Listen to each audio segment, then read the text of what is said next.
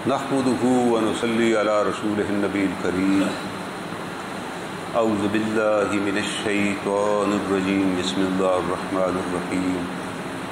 رب اشرح لي صدري ويسر لي امري واحلل عقدة من لساني يفقهوا قولي. قال الله تعالى في القرآن المجيد: وما كان لبشر ان يكلمه الله الا وحيا او من وراء حجاب او يرسل رسولا فيوحي بإذنه ما يشاء انه علي حكيم. وكذلك اوحينا اليك روحا من امرنا ما كنت تدري ما الكتاب ولا الايمان ولكن جعلناه نورا نهدي به من نشاء من عبادنا وإنك لتهدي إلى صراط مستقيم صراط الله الذي له ما في السماوات وما في الأرض ألا إلى الله تسير الأمور. صدق اللہ العلی العظیم. یہ سورہ شورا کی آیات کریمہ ہیں. ان آیات کریمہ میں اللہ تعالیٰ جناب نبی اکرم صلی اللہ علیہ وسلم کا ایک تعارف کرا رہے ہیں. یہ جو نبی ہیں یہ اپنے پاس سے کوئی دین نہیں لے کر آئے ہوئے، نہ اپنے پاس سے کوئی چیز بنا کر لائیں. جو کچھ اللہ نے ان کو عطا کیا ہے نا نور اپنے پاس سے، اس نور کی طرف تمہیں لے جانا چاہتے ہیں، صراط مستقیمہ. اور اللہ تعالیٰ یہاں ایک بات بیان فرما رہے ہیں. اللہ تعالیٰ فرماتے ہیں وما کان لبشر ان یکلمہ اللہ. کسی بشر کی موجودہ حالت میں یہ شان نہیں کہ وہ اللہ سے بات کرے. کوئی آدمی یہ دعویٰ نہیں کر سکتا کہ میں اللہ سے بات کرتا ہوں. جی کوئی بھی آدمی اللہ سے بات نہیں کر سکتا، یاد رکھیے گا. یہ لوگ کہتے ہیں جی فلاں بزرگ ہیں اللہ سے باتیں کرتے ہیں. وہ کوئی بھی بندہ میں اللہ سے دعائیں مانگوں، اللہ سے اپنے طور پہ باتیں کروں، یہ کہوں کہ میں اللہ سے بات کرتا ہوں، اللہ آگے سے مجھے جواب بھی دیتے ہیں جیسے دو بندے بات کرتے ہیں، تو ایسے نہیں ہوتا. ہاں میں اللہ سے دعا مانگوں، اللہ میرے دل میں ڈال دیں کہ آپ کی دعا ہم نے قبول کر لی. مجھے کو خواب دکھا دیا جائے، کوئی اور مجھے کو بندہ بشارت دے دے، یہ تو ہو سکتا ہے. لیکن کوئی آدمی یہ دعویٰ نہیں کر سکتا کہ میں بالکل اللہ سے اسی طرح باتیں کرتا ہوں جیسے دو انسان آپس میں باتیں کرتے ہیں. یہ کوئی نبی بھی نہیں کر سکتے. یہ بھی آ جائے گی آیت. جناب موسیٰ علیہ السلام کو اللہ نے فرمایا کہ موسیٰ علیہ السلام کو کہا گیا کہ وہ ہیں اللہ سے کلام کرنے والے. وہ جاتے تھے اللہ سے کلام کرتے تھے. کیسی آواز ہوتی تھی؟ وہ کہتے تھے وہ آواز پورے میرے جسم سے آتی تھی، ہر طرف سے آواز اللہ کی آ رہی ہوتی تھی. لیکن میں یہ مفسرین کہتے ہیں کہ وہ لوکیٹ نہیں کر سکتے تھے کہ آواز کہاں سے آ رہی ہے. اللہ رب العزت کو اس طرح تھوڑی ہے جیسے ہم بولتے ہیں تو آواز آئے. تو وہاں اللہ تعالیٰ فرما رہے ہیں آیت کریمہ میں وما کان لبشر ان یکلمہ اللہ. کسی بشر کے لیے ممکن نہیں ہے کہ وہ اللہ سے بات کر سکے. ہاں کیسے ہو سکتی؟ الا وحیا، صرف وہی ہو سکتی ہے کہ اللہ وہی بھیجے. فرشتہ آئے، جناب جبرائیل امین تشریف لاتے تھے، جناب نبی اکرم صلی اللہ علیہ وسلم کے قلب اطہر کے اوپر آیات نازل کر دیتے، یا آپ کے سامنے بیٹھ جاتے تھے، آپ سے بات کرتے تھے، انسانی شکل میں آتے تھے. اسی طرح پہلی دفعہ اصل شکل میں آئے غار حرا کے اندر اور آپ کو کہا کہ پڑھیے اقرا. آپ نے کہا وما انا بقاری، میں تو پڑھا لکھا نہیں. انہیں پھر کہا اقرا پڑھیے. آپ نے پھر فرمایا وما انا بقاری، مجھے پڑھنا نہیں آتا.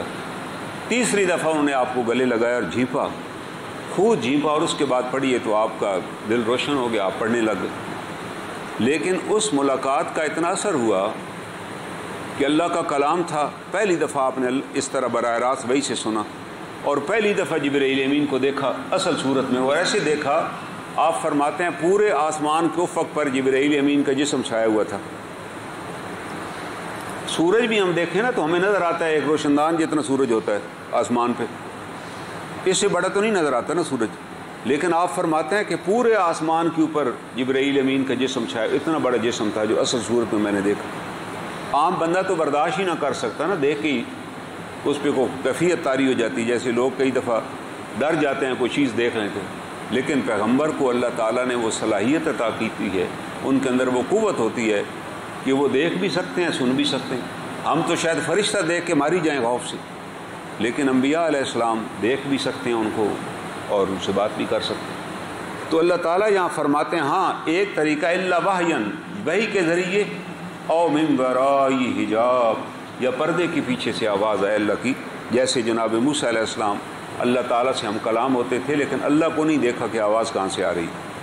اسی طرح جناب رسول مقبول صلی اللہ علیہ وسلم جب سدرۃ المنتہا پہ تشریف لے گئے تو وہاں اللہ سے بات ہوئی، اور وہ بھی حجاب کے پیچھے سے ہوئی کہ 70,000 نور کے پردے تھے، اس کے پیچھے سے آواز آتی اور آپ اس آواز کو سنتے تھے اور آپ تشریف لے. آپ نے بتایا، آپ نے کہیں بھی نہیں کہا کہ اب لوگ تو کہانیاں بناتے ہیں کہ جی وہ فلاں بزرگ تھے، انہوں نے جو ہاتھ نکالا تو حضرت علی کرم اللہ وجہہ کا ہاتھ نکلا ہے.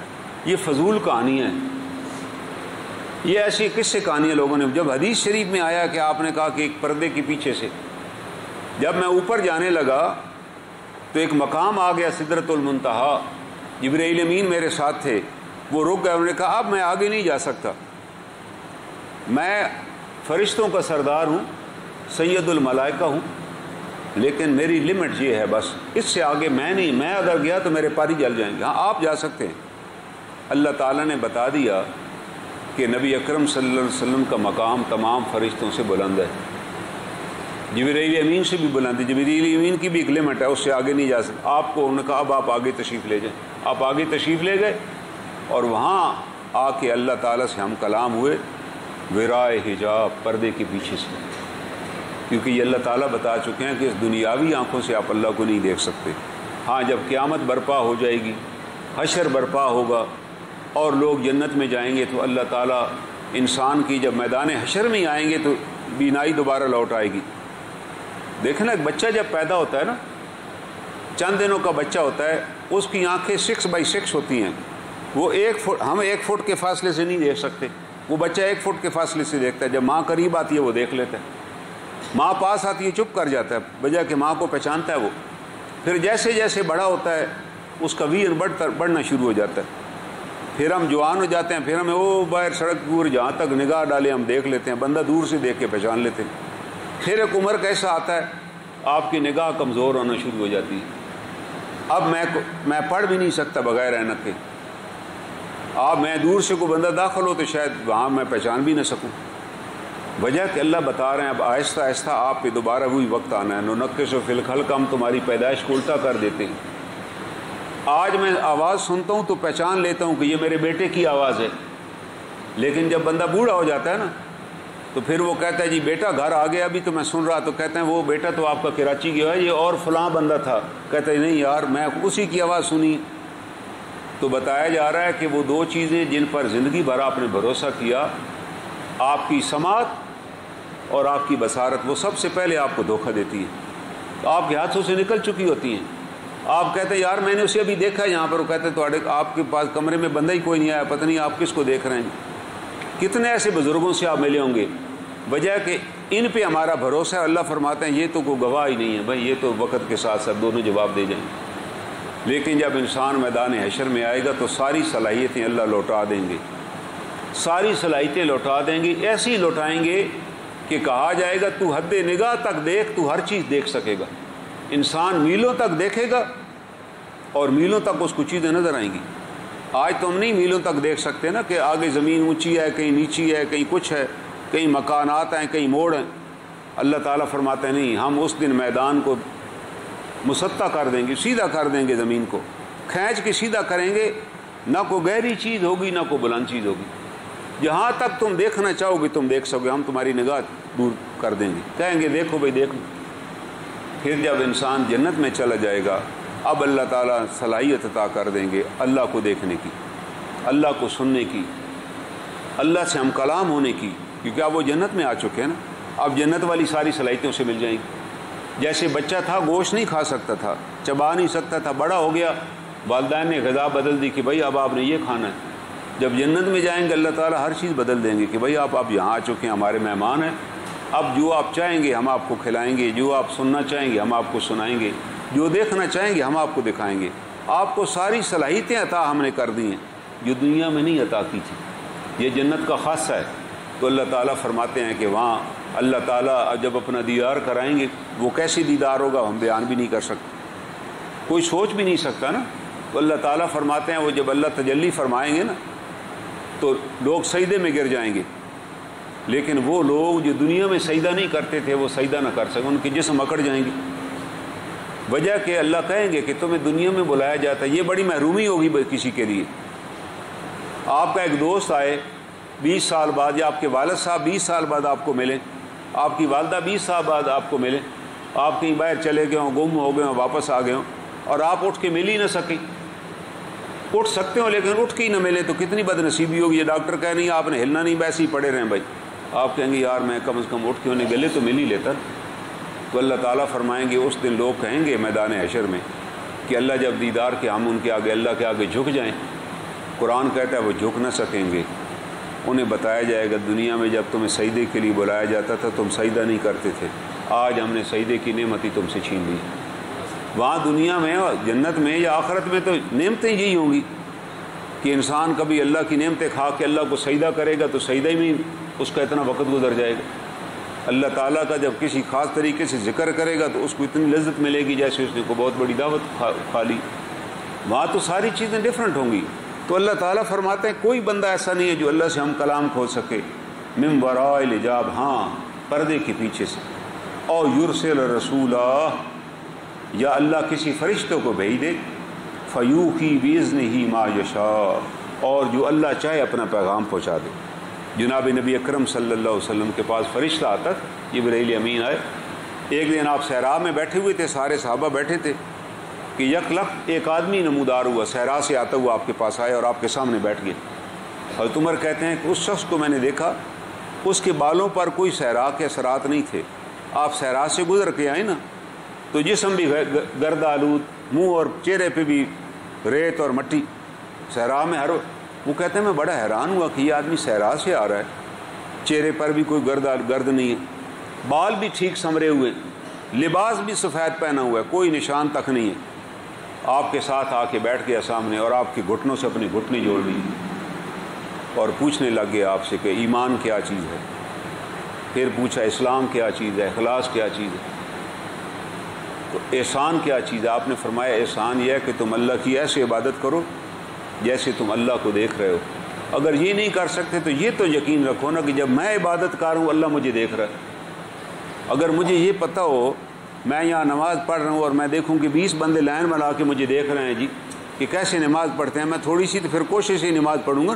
انسانی فطرت ہے نا یہ، جب بندہ کو دیکھ رہا ہو نا، آپ ایک مزدور بھی کام پہ لگائیں اور وہ کھڑے ہو جائیں دیکھنے کے لیے تو مزدور 16 آنے نہیں تو 15 آنے کام ٹھیک کرے گا کہ یار ابھی اس سے پیسے بھی لینے اور یہ دیکھ بھی رہا، ڈنڈی نہیں مارے گا۔ مستری بھی اگر آپ کو یہ یقین ہو جائے کہ میرا اللہ مجھے دیکھ رہا ہے سجدے میں، تو پھر آپ کے دل سے ہی سبحان رب اعلیٰ نکلے گا۔ پھر آپ کہیں گے یار اللہ سن رہا ہے تو میں کیوں نہ انسانوں کی طرح توجہ کے ساتھ سبحان رب اعلیٰ کہوں۔ یہ وہ سبحان رب اعلیٰ ہوگا جس پہ اللہ کہیں گے میرے بندے نے میری تعریف کی ہے، میرا بندہ میرے آگے جھکا ہوا۔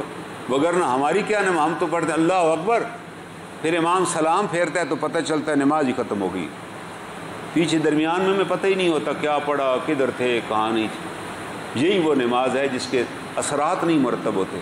آپ آج نماز پڑھیے، امام سورہ فاتحہ پڑھے تو آپ سورہ فاتحہ کی ایک ایک آیت پہ غور کیجیے، ایاک نعبد و ایاک نستعین اہدنا الصراط المستقیم صراط الذین انعمت علیہم، کہ اللہ تعالیٰ مجھے ان لوگوں کے راستے پہ چلا جن پر تو نے انعام کیا، ان کے راستے پہ نہ چلا جن پر تو نے غضب نازل کیا اور وہ گمراہ ہو۔ آپ ایک دفعہ یقین کے ساتھ یہ دعا پڑھیں۔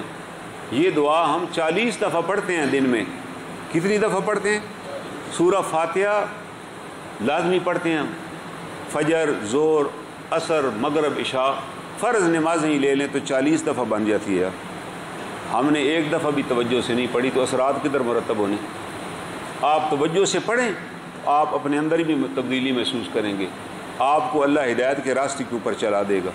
جب تسبیح کریں تو سمجھ جائیں کہ اللہ سن رہا ہے۔ اب جب میں کہہ رہا ہوں سبحان رب العظیم، اللہ تعالیٰ سن، اللہ جواب بھی دیتے ہیں کہ میرا بندہ میری تعریف کر رہا ہے، میرے بندے نے میرے آگے سجدہ کیا اور تعریف کی۔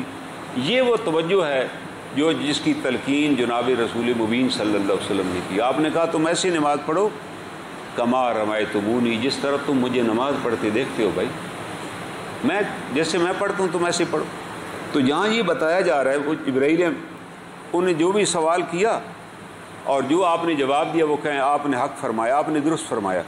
تو عمر کہتے ہیں ہم بڑے حیران ہوئے کہ چنگا بندہ ہے کہ یار آ کے خود ہی سوال کرتا ہے اور جب آپ جواب دے دیتے ہیں تو اس کے بعد کہتے ہیں آپ نے درست فرمایا۔ بھائی اگر تمہیں اتنا ہی پتہ ہے تو سوال کیوں کر رہے ہو؟ صحابہ تو سوال ہی نہیں کرتے تھے ڈر کے مارے نا، کیونکہ بنی اسرائیل نے موسیٰ علیہ السلام سے بڑے سوال کیے. اللہ تعالیٰ ناراض ہوئے کہ تم سوال بہت کرتے ہو، کیا ان سے بھی اسی طرح سوال کرو گے جناب رسول مبین سے، کما سئل موسیٰ، جیسے موسیٰ علیہ السلام سے کیے گئے؟ تو صحابہ اکرام مسجد میں بیٹھے رہتے، کوئی بدو آئے پوچھے تو ہم بھی سن لیں، خود نہیں سوال کرتے تھے. قرآن میں وہ سوال آئے ہیں، 12 سوال ہیں جو صحابہ نے مختلف دور میں، جو نئے نئے لوگ آئے انہیں پوچھے، قرآن نے ان کا جواب دیا. وہ 12 سوال ہیں. اس سے پتہ لگتا ہے وہ کتنے ادب کرنے والے تھے. ضرورت ہی نہیں تھی، کہتے یار جیسے حضور کر رہے ہیں ہم تو اسی طرح کریں گے، سوال کی ضرورت ہی کوئی نہیں. تو وہاں یہ ہوا. تو جب وہ چلے گئے، اب عمر نے کہا کہ یار نہ تو یہ مدینہ کا رہنے والا ہے نہ کسی قبائل سے ہے. حضور سے پوچھا ہے اللہ کے رسول یہ کون تھے؟ انہوں نے کہا جبرائیل امین تھے، تمہیں دین سکھانے آئے تھے. یہ جو باتیں انہیں مجھ سے پوچھی ہیں، کیونکہ تم تو نہیں پوچھتے لیکن اللہ نے مجھ سے پوچھوا لی، تمہیں دین بتا دیا کہ دین یہ ہے، ایمان کا یہ لیول ہے، اخلاص یہ ہے، اور اسلام یہ تم سے مطالبہ کرتا ہے. وہ اٹھ کے چلے گئے اور بتا دیا کہ بھائی یہ طریقہ ہے. تو اللہ تعالیٰ بتا رہے ہیں. اب اگلی آیت آتی ہے، انہ علی حکیم، اللہ بڑی شان اور حکمت والا ہے. اللہ جو چاہے طریقہ کار اختیار کرے، دل میں ڈال دے، وہی بھیج دے، فرشتہ انسانی شکل میں آ جائے.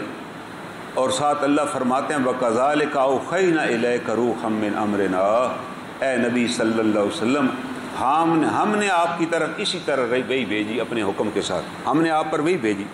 مکہ والے کہتے تھے کہ ایک وہاں غلام تھا عیسائی، آپ اس کے پاس بھی بیٹھتے تھے، اس کو بھی دین کی تعلیم دیتے، اور بھی جو باہر سے غیر ملکی آتے ان کے بھی آپ بیٹھتے. حج کے موقع پہ بے شمار لوگ آتے مختلف کا، آپ سب سے ملتے. تو وہ کہتے آپ ان سے مل کے نا ان کی کہانیاں سن لیتے ہیں، پھر ان کی عربی بنا کے ہمیں سناتے ہیں کہ اللہ کا کلام ہے جی. تو اللہ نے معجزہ ہی آپ کا یہ بنایا تھا. امی کا مطلب ہے ان پڑھ، جو کسی سے نہیں پڑھا. کسی عام بندے کو آپ کہیں نا وہ ان پڑھ ہے تو وہ تو بستی محسوس کرے گا نا. لیکن جناب رسول اللہ صلی اللہ علیہ وسلم کا یہ اعزاز ہے کہ یہ وہ ان پڑھ ہیں جنہوں کسی استاد سے نہیں پڑھا، لیکن زبان مبارک پر جو کلام جاری ہوتا ہے وہ اللہ کا کلام ہے. آپ نے فرمایا مجھے اللہ نے بہترین کلام عطا کیا، میں مختصر سی بات کرتا ہوں جوامع الکلم، اس کے اندر پورے معنی پنہا ہوتے ہیں. آپ نے ایک بات فرما دی انما الاعمال بالنیات، پہلی حدیث کہ بھائی آپ کے کوئی لمبی تقریر نہیں کی کہ بھائی اس طرح کرو گے تو نیت خراب. آپ نے کہا بھائی تمہارے سارے اعمال کا دار و مدار تمہاری نیتوں پر ہے. آپ کی نیت درست ہے تو عمل ٹھیک ہے، نیت ہی غلط ہے تو عمل جتنا مرضی ہو وہ ضائع چلا جائے گا. کتنی خوبصورت بات اور کتنی مختصر بات آپ نے کی. یہ آپ کا اعجاز تھا. اللہ نے بتا دیا کہ مکہ والوں کو بھی پتہ کسی استاد سے نہیں پڑھے ہوئے. جو آپ کلام بیان فرماتے ہیں اللہ کہتے ہیں اس جیسا کلام بنا کر لے، وہ بھی نہیں بنا سکتے. تو اللہ تعالیٰ نے بتا دیا کہ بھائی یہ کلام ہمارا بھیجا ہوا ہے، ہمارا بھیجے ہوئے تم نہیں بنا سکتے. اور یہ ان رسول کو تم جانتے ہو، نہ انہوں نے کسی استاد سے پڑھا نہ لکھنا سیکھا، تو اب بھی تمہیں شک ہے کہ یہ اپنے پاس سے بنا لیتے. یہ ایک معجزہ تھا جناب نبی اکرم صلی اللہ علیہ وسلم کا. کسی استاد سے نہیں پڑھے، کسی جگہ نہیں آیا کہ آپ نے کو تعلیم حاصل کی ہو دنیاوی، اللہ نے تعلیم علم عطا فرمایا. اللہ خود فرما رہے ہیں ان آیات کریمہ میں، اللہ کہتے ہیں اوحینا الیک روحا من امرنا، ہم نے اپنے حکم سے وہی بھیجی آپ پر. ساتھ اللہ فرماتے ہیں وما کنت تدری مل کتاب، اے نبی صلی اللہ علیہ وسلم اس وحی سے پہلے آپ کو نہیں پتہ تھا کتاب کیا چیز ہے. ولل ایمان، نہ تو آپ کو خبر تھی ایمان کیا ہوتا ہے. ولیکن جعلناہ نورا نہدی بہ من نشاء من عبادنا، لیکن ہم نے اس قرآن کو آپ کے لیے نور بنایا. یا نہدی بہ من نشاء، اور اللہ جس کو چاہتا ہے اس کے ذریعے سے من عبادنا اپنے بندوں میں سے ہدایت عطا کرتا ہے. ساتھ اللہ فرماتے ہیں وَإِنَّكَ لَتَهْدِي إِلَىٰ صِرَاطٍ مُسْتَقِيمٍ، اور بے شک اس میں کوئی شک نہیں کہ آپ لوگوں کو سیدھے راستے کی تعلیم دیتے. آپ نے اپنے پاس سے نہیں، اللہ تعالیٰ آپ کو تو علم نہیں تھا، آپ کو تو یہ بھی اللہ کے ہاں تو آپ نبی تھے. ایک بدو نے پوچھا آپ سے کہ جی آپ کب سے نبی ہیں؟ ظاہر ہے اس بیچارے کو تو نہیں نہ پتہ، نبیوں نے پتہ چلا جی آپ حج پہ آئے ہوئے تھے، آخری حج تھا، بڑا رش تھا، وہ بیچارہ پہلی دفعہ آیا تھا کسی قبیلے سے. اس نے کہا بھائی یہ کون ہے؟ انہوں نے کہا یہ نبی ہے. انہوں نے پوچھا جی آپ کب سے نبی ہیں؟ اس نے کہا ہمیں تو پتہ نہیں چلا. آپ نے کہا میں اس دن سے نبی ہوں جب آدم علیہ السلام کا جو جسم میں عطر تھا نا مٹی اور گارے کی صورت میں تھا. ابھی اللہ نے روح نہیں پھونکی تھی، میں اس وقت سے نبی ہوں، مگر اللہ نے مجھے تخلیق کر کے مجھے پیغمبر آخر الزمان بنا دیا تھا اور مجھے بتا دیا تھا، دنیا میں بعد میں آیا، تخلیق میری پہلے کی ہوئی، آپ نے خود فرمایا کہ میں اس وقت سے نبی ہوں، لیکن آپ دنیا میں تشریف لے آئے تو اس وقت آپ کے علم میں نہیں تھا، اللہ نے نہیں بتایا تھا کہ آپ نبی ہوں گے، نہ اللہ نے بتایا کہ ایمان کیا چیز ہے، نہ اللہ نے بتایا کتاب کیا ہے، کیونکہ کتاب تو آپ نے پڑھی نہیں تھی، اگر پڑھی ہوتی وہ یہی کہتے تھے آپ تو توریت اور انجیل کہیں سے پڑھ لیتے ہیں، اللہ تو کہہ رہے ہیں آپ نے تو پڑھی کوئی چیز نہیں، آپ تو کسی کتاب کو جانتے نہیں، اور جب پہلی وحی نازل ہوئی اور وہ آپ کے اوپر ایک کب کبھی طاری ہو گئی، قرآن کہتا ہے لو انزلنا ھذا القرآن علی جبل لرأیتہ خاشعا من خشیۃ اللہ، اگر یہ پہاڑوں پر ہم قرآن نازل کرتے تو پہاڑ اللہ کے خوف سے ٹکڑے ٹکڑے ہو جاتے۔ وہ نبی اطہر کے قلب اطہر پہ قرآن نازل ہوا، پہلی دفعہ آپ نے جبرائیل امین کو دیکھا، اتنی بڑی زبردست ذمہ داری آپ کو اللہ نے عطا کی، اقرأ باسم ربک الذی خلق، آپ گھر تشریف لائے، آپ نے گھر والوں کو یہ حدیث میں واقعہ دیے ہوا پورا، زملونی مجھے چادر اڑا دو، انہوں نے آپ کے اوپر ایک کمبلی ڈال دی، پسینہ آپ کو آ رہا ہے، جسم کب کپاٹ ہے، اور انہوں نے کہا کہ میں نے ابھی اس غار حرا میں جہاں میں غور و فکر کے لیے جاتا ہوں، جہاں میں اللہ کی بار یاد کرتا ہوں، وہاں ایک عجیب ناموس، ایک عجیب شخصیت نے میرے سے ملاقات کی، اس نے مجھے یہ آیات پڑھائیں اور مجھے گلے لگایا، اور اتنی بڑی شخصیت تھی کہ آسمانوں تک چھائی ہوئی تھی۔ حضرت ام المومنین خدیجہ الکبریٰ نے کیا فرمایا اس وقت؟ ابھی اعلان نبوت نہیں ہوا، ابھی آپ ایک مکہ کے فرد ہیں، لیکن آپ کی شخصیت اس وقت کیسی تھی؟ اللہ کے ہاں تو آپ نبی تھے، اللہ نے اپنی نبی کو پاک بنایا، معصوم بنایا، کبھی آپ نے زندگی بھر کوئی حرام گوشت جو وہاں عام ان کی روٹین تھی کبھی نہیں کھایا، اللہ نے حفاظت فرمائی، کبھی کوئی نشے کی کسی چیز کے پاس بھی نہیں گئے۔ آپ خود فرماتے ہیں جب میں لڑکا تھا نا تو مکہ کی تعمیر ہو رہی تھی، بیت اللہ میں سیلاب آ گیا، عمارتیں گر گئیں، لوگ پتھر اٹھا کر لا رہے تھے تو میں بھی پتھر اٹھانے لگ گیا، 8-10 برس کی میری عمر تھی، تو پتھر بھاری تھے، تو بعض اوقات لوگ اپنی چادر اتار کے نا، عرب میں بے لباس ہونا کوئی بری بات نہیں تھی، کیونکہ وہاں تو انہوں نے یہ مسئلہ بنایا ہوا تھا لوگوں کو کہ صرف قریش کے لوگ کپڑے پہن کے حج کر سکتے ہیں، اور اگر قریش سے باہر کا کوئی بندہ آیا حج کرنے کے لیے تو اس کا تو پیسے ہی پاک نہیں ہے، یا تو کسی قریشی سے چادر مانگے، نہیں تھے رات کے وقت بغیر لباس کے طواف کرے، بغیر لباس کے طواف کرتے تھے، اور اس کو برا بھی نہیں سمجھتے تھے، جاہلیت کا معاشرہ تھا نا، جیسے جاہل جانگلی لوگ ہوتے، اس جانگلی معاشرے کے اندر اللہ نے آپ کو پیدا فرمایا، اور آپ کہتے ہیں کہ میرے دل میں بھی خیال ہے کہ میں بھی چادر اپنی کو اتار لوں اور اس میں پتھر باندھ لوں اور سر پہ پتھر اٹھا کر لے جاؤں۔ آپ فرماتے ہیں کہ مجھے جیسے ہی خیال آیا نا مجھے نیند آ گئی اور میں وہاں سو گیا، جب میری آنکھ کھلی تو اس وقت تک پتھر وہ اٹھائے جا رہے تھے، تو آپ نے فرمایا کہ میرے رب نے مجھے اس دور میں بھی جب میں لڑکا تھا یا بچہ تھا اس وقت بھی مجھے بے لباس نہیں ہونے دیا، وگرنہ جیسے باقی لوگ بچے کھیل رہے ہوتے میں بھی کر لیتا، یہ حدیث شریف میں واقعہ بیان ہوا، اللہ نے میری حفاظت فرمائی۔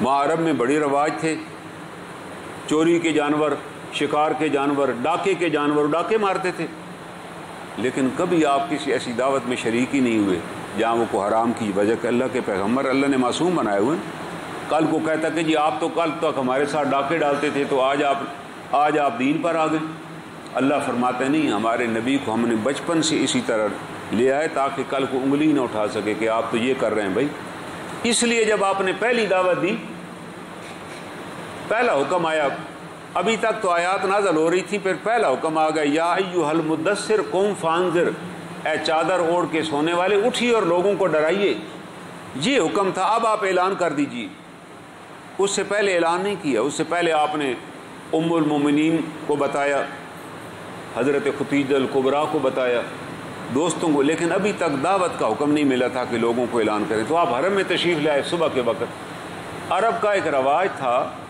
کہ اگر آپ نے لوگوں کو اکٹھا کرنا ہے تو صبح سویرے اگر خطرہ ہے کوئی تو آپ صبح سویرے اعلان کریں صباح الخیر صباح الخیر کہ اللہ خیر کرے اللہ خیر کرے، تو لوگ اس نعرے کو سن کے گھروں سے نکل آتے تھے کہ بھائی بتاؤ، یہ اعلان عام تھا کہ بھائی وہ خبر دیں کہ وہ ڈاکہ پڑ گیا یا حملہ ہو گیا یا یہ ہو گیا، تو آپ نے صبح سویرے اٹھ کر یہ آواز لگائی مکہ معظمہ اتنا ہی تھا جتنا آج حرم ہے، جتنا بیت اللہ اتنا ہی تھا شہر اس وقت. تو سارے لوگ گھروں سے نکل آئے، آپ کو جانتے تھے.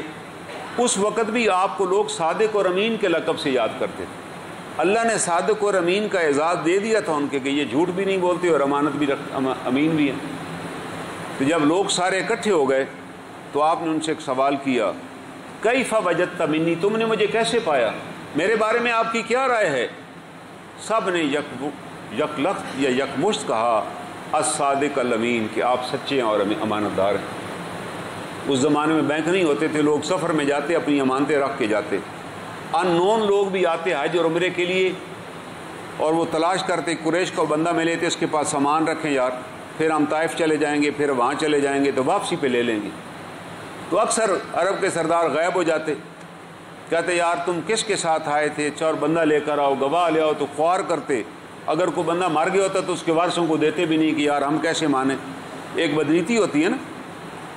لیکن جب رسول اللہ صلی اللہ علیہ وسلم کے پاس کوئی چیز رکھ کے جاتا، جب آتا تو آپ اس کی خدمت بھی کرتے اور اس کی امانت بھی واپس کرتے. اس لیے عرب میں مشہور تھے، لوگ کہتے یار ان کے پاس رکھو بھائی، جب جاؤ گے مطالبہ کرو گے تو مل جائے. تو آپ سب نے کہا صادق امین. تو آپ نے کہا سنو، اگر تم سب کا یقین ہے کہ میں صادق اور امین ہے تو میں تمہیں اللہ سے ڈراتا ہوں، ان نشرک باللہ، اللہ کے ساتھ شریک نہ ٹھہرانا. آپ نے ان کو کلمہ پڑھایا لا الہ الا اللہ، یہ پڑھو کہ اللہ کے ساتھ، اللہ کے علاوہ کوئی الہ نہیں ہے اور میں محمد صلی اللہ علیہ وسلم اللہ کا رسول ہوں. اب یہ جب آپ انہوں نے بات کی تو عرب کے ان سرداروں کو بڑی بری لگی، کیونکہ وہاں تو 360 بت تھے ان کے جو انہوں نے رکھے ہوئے تھے اور وہ ان کا کاروبار تھا. لوگ قبائل آتے اور آ کر ان بتوں پر جانور ذبح کرتے اور وہ جانور کے ذبح شدہ گوشت ان کے گھروں پہ جاتا. لوگ بڑے بڑے جیسے ہمارے درباروں پہ چڑھاوے چڑھاتے ہیں، وہ پیر صاحب کا گھر چل رہا ہوتا، ان کی گاں بڑی دعوتیں ہو رہی ہوتی ہیں، لوگوں کو انہوں نے پٹی پڑھائی ہوئی ہے کہ اس مزار پہ جو چڑھاؤ گے اس کا اللہ اجر دے دیں گے. تو وہاں وہی کاروبار تھا جو آج ہمارے ہاں کلمہ پڑھنے کے بعد وہ وہاں جاری تھا. ابو لہب جو تھا وہ بیت اللہ کا متولی تھا، جو خانہ کعبہ کے اندر اوپر جو بت تھا اس کے اوپر جو لوگ سونا ڈالتے وہ اس کے گھر جاتا. بڑی موج تھی بھائی، روزانہ 5-6 اونٹ وہاں ذبح ہوتے تھے، لوگ کپڑے لا کے بتوں پر ڈالتے. کسی نے شکار پر جانا ہے تو وہ آ کے کہتا ہے شکار والے بت سے کہ جی میں جاؤں نہ جاؤں. اس کا پادری قریشی سردار آتا، وہ باقاعدہ قرعہ نکالتا اور اجازت دیتا کہ ہاں جا سکتے ہو، بت نے ہاں کر دی ہے. کسی نے جنگ پہ جانا ہے تو وہ پوچھنے کے لیے آتا، سردار تیر نکال کے لے آتا، کہتا پوچھو. وہ پوچھتا، وہ ہاتھ مار کے تیر نکالتا، اگر اوپر ہاں لکھا ہوتا کہتا اجازت ہوگی جاؤ، جاتے ہوئے ان کی خدمت کر کے جاتا. سارا فراڈ. اب انہوں نے کہا کہ یار اگر ہم نے یہ مان لیا نا اشہد اللہ الہ الا اللہ کہ اللہ کے سوا کوئی الہ نہیں، تو یہ دکان تو بند ہو جائے گی ساری، یہ سب دکان بند ہو جائے گی، یہ کاروبار ہی جاتا رہے گا. اور اگر ان کو کہہ دیا محمد الرسول اللہ صلی اللہ علیہ وسلم، پھر جو بات یہ کریں گے ماننی پڑے گی، پھر بھی کاروبار بند ہوگا. کیونکہ آپ کہتے تھے یہ پتھر کے بت ہیں، یہ تو کچھ کر بھی نہیں سکتے. آپ کہتے تھے کہ ہمارے جو جد امجد ہیں ابراہیم علیہ السلام، وہ ان کو بتوں کو توڑنے کے لیے بھیجا گیا تھا. جناب ابراہیم علیہ السلام ایک اکیلے بندے نے اس زمانے کے سارے بت توڑ دیے تھے. بادشاہ نے انہیں آگ میں پھینکوا دیا اور آگ باغ بن گئی تھی. اللہ نے اس آگ کو کہہ دیا کونو بردم و سلامہ، آگ ٹھنڈی ہو جا، مگر اتنی نہیں کہ ابراہیم کو ٹھنڈک لگ جائے، سلامتی والی ٹھنڈی ہو جائے. عربوں کو واقعہ پتہ تھا. انہوں نے کہا بھائی تم اولاد ہو ابراہیم کی، وہ بت توڑنے والے تھے، تم نے یہاں 360 بت رکھے ہوئے، ہر کام کے لیے ایک علیحدہ بت ہے، کو بارش کا ہے، کو اولاد کا ہے، کو بیماری کا ہے، کو اونٹوں کی بیماری کا ہے، کو بکریوں کی بیماری کا ہے. جیسے آج ہمارے ہاں دربار ہیں کہ جی فلاں گٹے میں درد ہو تو فلاں دربار پہ جا کے چڑھاوا چڑھائیں، بخار ہو تو فلاں دربار. یہ سب شرک ہے. اسی کو مٹانے کے لیے اللہ نے اپنے نبی بھیجے، ورنہ کیا ضرورت تھی. اللہ بھیج رہے ہیں کہ بھئی آپ ایک اللہ کو پکاریں، اللہ ہی سے مدد کو مانگیں. بیمار ہیں تو سنت کے مطابق پہلے صدقہ دیں، اللہ سے استغفار کریں اور اس کے بعد علاج کریں. علاج سے کس نے منع کی؟ علاج بھی سنت ہے نا رسول اللہ صلی اللہ علیہ وسلم کی. تو یہ باتیں آپ نے کی. تو ابو لہب نے اس وقت کہا کہ آپ نے صرف ہمیں اس لیے بلایا تھا کہ آپ ہمیں یہ پٹی پڑھائیں. آپ نے کہا بھئی یہ اللہ کا حکم تھا. وہ یہ بات سن کے چلے گئے، انہوں نے بات نہیں مانی، لیکن اس کے اثرات مرتب ہوئے. انہی میں سے پھر سیدنا ابوبکر صدیق کو جب آپ نے دعوت دی وہ اسلام انہوں نے قبول کر لیا، حضرت زبیر کو دعوت دی انہوں نے اسلام قبول کر لیا۔ تو اکا دکا جس صحابی کو بات پہنچتی گئی، جس کے اندر اللہ نے قوت رکھی تھی اسلام کی، وہ دین دائرہ اسلام میں داخل ہوتے گئے۔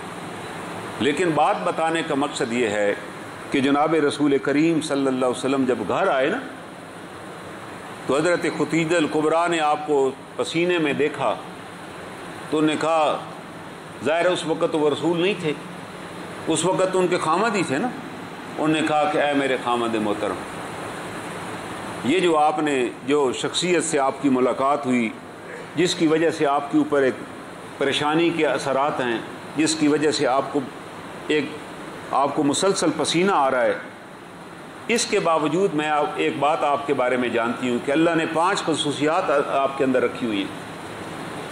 آپ کے اندر پہلی خصوصیت یہ ہے انک تصل الرحمہ، اے میرے محترم شوہر آپ رشتہ داروں کا خیال کرنے والے ہیں۔ تصل الرحمہ، آپ ہر رشتہ دار کا خیال کرتے ہیں، رشتوں کو جوڑتے ہیں۔ وتحمل الکلہ، اور وہ لوگ جو نادار ہیں ان کی مدد کرتے ہیں، جو بوجھ نہیں اٹھا سکتے معاشرے کا، آپ اس کی مدد کرتے ہیں، آپ اس کو کھانا کھلاتے ہیں۔ وتکسب المعدوم، اور جو یتیم اور بے نوا لوگ ہیں آپ ان کی سرپرستی فرماتے ہیں۔ وتقری الضیف، اور جب کوئی مہمان آتا ہے جس کو آپ نہیں بھی جانتے آپ اس کو گھر لاتے ہیں، عزت کے ساتھ اس کو کھانا کھلاتے ہیں۔ وتعین علی نوائب، اور جہاں کوئی حق کی بات ہوتی ہے آپ اس کا ساتھ دیتے ہیں۔ آپ کو اللہ کبھی ضائع نہیں کرے گا، یہ انہوں نے بتایا، جناب نبی اکرم صلی اللہ علیہ وسلم کو تسلی دی۔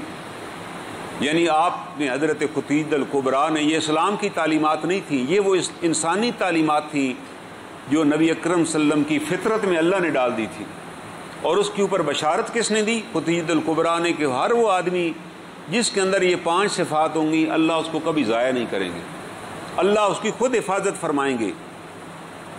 کیا کیا صفات ہیں؟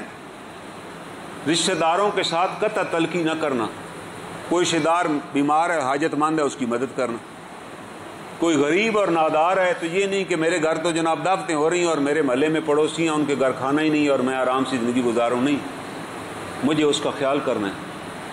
ایک آدمی جس پر بوجھ آ پڑا ہے، چاہے وہ ویسے ایک بوجھ اس نے گاڑی پہ لادنا ہے یا اس کے اوپر قرض پڑ گیا ہے، اس کے ساتھ حادثہ پیش آ گیا، اچھا بھلا کاروباری تھا، دکان کو ہی آگ لگ گئی، یہ وہ بوجھ ہے جو فطرتاً مجھ پر بھی پڑ سکتا تھا نا، میرے گھر کو بھی آگ لگ سکتی تھی، اللہ نے نہیں لگائی، میرا کاروبار بھی تباہ ہو سکتا تھا، نہیں ہوا۔ تو اللہ تعالیٰ فرما رہے ہیں کہ جب کسی بھائی پہ ایسا مشقت کا وقت آ جائے تو آگے بڑھ کر اس کو کندھا دو، اس کو کہو کہ یار ہم تمہیں کھڑا کریں گے، ہم دوبارہ تمہیں کاروبار پہ لائیں گے، ہم دیں گے، تیری مدد کریں گے، جب تیرے پاس 4 پیسے آ جائیں ہمیں لوٹا دینا۔ یہ حکم ہے، یہ نہیں کہ ہم گھر بیٹھ کے عیش کریں کہ چلو ہم تو بچ گئے ہیں، وہ تباہ ہوا اچھا ہی ہوا، نا، یہ آپ کی خصلت تھی، آپ کی فطرت میں یہ تھا۔ اور تیسری بات، کوئی بھی مہمان جو جاننے والا ہو نہ جاننے والا، آپ کو اس کا اکرام کرتے، آپ کے پاس کوئی بھی آتا جو چیز گھر پہ ہوتی آپ پیش کرتے۔ اور ایک قول آپ کے بارے میں یہ بھی کہا گیا کہ آپ نے کہا کہ بھائی کوئی میت کے پاس جائے تو کوئی نہ کوئی کھلا سکے تو وہ میت ہی ہے وہ، لیکن زندہ بندے کے پاس کوئی جائے تو زندہ کا کام ہے کچھ نہ کچھ اسے پیش کرے۔ تو آپ کے ہاں کوئی بھی آتا، کھانے کا وقت ہوتا آپ کھانا پیش کرتے، اور کچھ نہیں تو گھر سے دودھ لے کر آ کے اسے پلاتے۔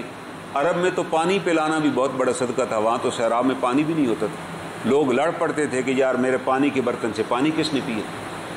تو یہ، اور اگلی بات، جہاں کوئی حق کی بات ہوتی آپ حق کا ساتھ دیتے، کسی کے ساتھ زیادتی ہوتی ہے کہ یتیم بچہ آپ کے پاس آیا، اس نے کہا جی میں کتنے چکر لگا چکوں ابو جہل کے پاس مگر وہ میرے پیسے نہیں دیتا، میرے باپ کے پیسے، اور جب میں جاتا ہوں وہ کوئی بہانہ لگا کے کہتا ہے جاؤ یار بعد میں آنا، گواہ کو لے آؤ، میں جو گواہ لے جاتا ہوں اس کو مانتا ہی نہیں ہے۔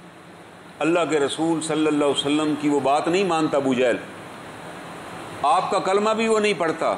آپ نے اس بچے کو ساتھ لیا، فوراً اس کے گھر پہ گئے، دستک دی، وہ اندر سے نکلا اور گھبرا گیا، اس کے گھر دعوت چل رہی تھی، انہیں بتایا گیا کہ وہ حضور آئے ہیں باہر، تو پہلے تو بڑا تپا کہ یار یہ پھر وہ اسلام کی دعوت دینے آئے ہوں گے۔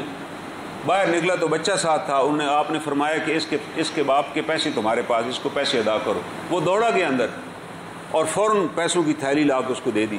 واپس آیا تو ان سرداروں نے کہا کہ یار تو ایسے تو بڑی باتیں کرتا ہے، آج تمہیں کیا ہو گیا؟ انہوں نے ایک بس تمہیں کہا کہ پیسے نکالو تو پھر بھاگے آئے۔ اس نے کہا خدا کی قسم ان کے ساتھ میں نے کیسی بلا دیکھی کہ مجھے وہ جھپٹ لیتی اور مجھے مار ہی ڈالتی. میں ڈر گیا, میں نے دیکھا کہ ان کے پیچھے کوئی چیز کھڑی ہوئی ہے. تو اور یہی وجہ تھی جب بھی آپ جاتے کسی کے لیے, کسی کے پاس, وہ آپ کی بات مانتا کہ نہیں جی ہم اس کی امانت ادا کر دیں گے. یہ صفت تھی آپ کی, حق کے لیے کھڑا ہونا. آج ہم کیا کرتے ہیں, کسی حق کے لیے جانا پڑے تو ہم ایک دوسرے کو منع کرتے, بھائی تیرا یار کیا کام ہے, تم شریف آدمی ہو گھر بیٹھو. یہ منافقت ہے بھائی, یہ بیکاری ہے, یہ بیکار بندوں کا کام ہے. گھر بیٹھو, کیوں گھر بیٹھیں بھائی؟ کل اگر آپ کو ایک بندہ محلے کے اندر کسی کے ساتھ زیادتی کر رہا ہے, کوئی چھینا جھپٹی کر رہا ہے, اور میں بھی کہوں چپ کر جاؤں, آپ بھی چپ کر جائیں, پھر کوئی بھی گھر محفوظ نہیں ہوگا محلے کا اس سے. وہ ہر ایک کے ساتھ یہی کرے گا اور آپ اس کو کچھ بھی نہیں کر سکیں گے, کیونکہ پہلے دن ہی کسی نے اس کو پٹا نہیں ڈالا نا. اصول یہ ہے کہ آپ جائیں اس کے پاس, 2 بندے محلے کے ساتھ لے لیں, اسے کہیں بھائی آپ نے یہاں رہنا ہے تو انسانوں کی طرح رہیں, اگر نہیں رہنا تو ہم پھر موجود ہیں سارے. مسجدیں کس لیے بنی ہیں کہ مسجد میں مشاورت کریں. کوئی بھی ایسا شر پسند ہے, کوئی ایسا بندہ ہے تو آپ اکٹھے ہوں اور اس کو بتائیں کہ بھئی آج ہمارے معاشرے میں خرابی کیوں آ گئی کہ ہم سب بکریاں باندھ کے اپنے اپنے گھروں میں گھس گئے, جو کہ اسلام کی تعلیمات کے خلاف تھا. اسلام کا تو مطلب ہے آپ ڈٹ جائیں کہ بھئی آپ کیا کر رہے ہو یار. جب آپ ایک بندہ کھڑے ہوگا نا, ایک خاتون بھی کھڑی ہوگی, 1000 مرد ادھر اکٹھے ہو جائے, اللہ خود ہی اس کو طاقت عطا کر دے گا. یہ اللہ کا قانون ہے. ایک جو مرغی ہے نا, وہ بھی اپنا بچہ بچا لیتی ہے. جب عقاب یا باز اس کے بچے پر حملہ کرتے, وہ لڑ جاتی ہے آگے سے اور بھاگ جاتا ہے باز کہ بھائی یہ تو مجھے مارے گی, حالانکہ مرغی کی کیا اوقات ہے. تو اللہ تعالیٰ بتا رہے ہیں کہ یہ صفات تھی تمہارے نبی میں, اس نبی محترم کو جس کو ہم نے آخری نبی بنا کر بھیجا. اسلام سے پہلے ہم نے ان کی فطرت کے اندر یہ چیزیں رکھ دی تھی. اور ساتھ اللہ تعالیٰ فرماتے ہیں وہ اس راستے کی طرف تمہیں چلاتے تھے, انکا لتہدی الی صراط مستقیم, جو صراط مستقیم ہے, صراط اللہ الذی, یہ اس اللہ کا راستہ ہے, لہو ما فی السماوات و ما فی الارض, جو زمین و آسمان کا مالک ہے. یہ ایسے معمولی راستہ نہیں ہے صراط مستقیم کہ آپ کہیں وہ جی جس کا کیا فائدہ ہے. اللہ کہہ رہا ہے وہ زمین و آسمان کے مالک کا راستہ, اگر اس پر چلو گے تو تمہیں زمین و آسمان کے خزانوں سے مالا مال کر دے گا. اس کی تو یہ منشا ہے. اس نے نبی اس لیے بھیجے کہ آپ صراط مستقیم پہ چلیں, صراط رسول خدا صلی اللہ علیہ وسلم پر چلیں. جو نبی اکرم صلی اللہ علیہ وسلم کا راستہ ہے وہی تو صراط مستقیم ہے, کوئی اور صراط مستقیم تو ہے ہی نہیں. آپ کا راستہ, اللہ فرماتے ہیں یہ اس کا راستہ ہے جو زمین و آسمان کا مالک ہے. الا الی اللہ تصیر الامور, اور یاد رکھو تمام امور اسی کی طرف رجوع ہوں گے. ہم سب نے اللہ کے پاس جانا ہے, ہمارے کام بھی اللہ کے پاس جائیں گے, ہمارے اعمال بھی پیش کیے جائیں گے. ہم میں سے کوئی بھی جتنا بھی فن خوان ہو نا, وہ کہے کہ جی میں مر جاؤں گا تو مجھے دفن نہ کرنا, یہ کر دینا, مرتے ہی اگلے لے جا کے دفن کر دیں گے. وہ کہتا پھرے کہ مجھے جنازہ وہاں پڑھایا جائے گا, گھر والے کہیں گے دفع کرو یار, ادھر سی بندہ پکڑو وہ جنازہ پڑھائے. وہ کہہ جائے کہ مجھے وہاں جا کر دفن کرنا, گھر والے کہیں گے دفع کرو یار, ادھر ہی قریب دفن کرو. اللہ تعالیٰ فرماتے ہیں آپ کے مرتے ہی آپ کے سارے آرڈرز فنا ہو جائیں گے, آپ کی حیثیت ہی کوئی نہیں رہے گی. آپ نے جو کرنا ہے وہ اپنی زندگی میں کیجئے, جو زندگی میں کریں گے وہی آپ کے کام آئے گا. مرنے کے بعد ان کو لکھ کر دے جائیں یہ کرنا جی روزانہ ختم کرانا, تو اس کا کیا فائدہ. زندگی میں آپ نے قرآن پڑھا نہیں اور بعد میں پڑھ کے بھیجیں گے تو آپ بخشے جائیں گے, وہ آپ پکڑے جائیں گے. تو اللہ تعالیٰ ہم سے یہ مطالبہ کرتا ہے کہ یہ نور ہدایت ہے, یہ صراط مستقیم ہے, اس کو پڑھیے, اس کی معرفت حاصل کیجیے, تو اللہ اس کی برکت سے ہمیں صراط مستقیم پہ قائم کر دیں گے اور کامیابی دیں گے. اللہ تعالیٰ سے دعا ہے اللہ تعالیٰ ان آیات کی معرفت نصیب فرمائے. وآخر دعوانا